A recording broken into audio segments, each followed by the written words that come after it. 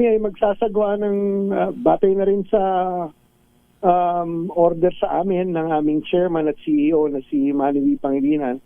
Kami ay magsasagawa ng review sa aming current fuel position, particular na sa LNG, coal at iba pang sources dahil sa posibleng epekto nito sa presyo ng kuryente. Ayon nga kay MVP, priority namin ng Meralco na matiyak na hindi magkukulang supply at hanggang maaari ay ma-manage ang biglang pagtaas ng presyo para sa aming mga customer. No?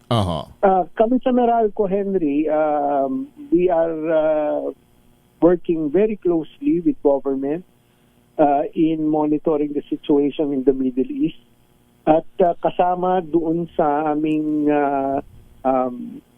gagawin itong at patuloy na ginagawa, actually, itong energy saving at energy efficiency initiatives, no?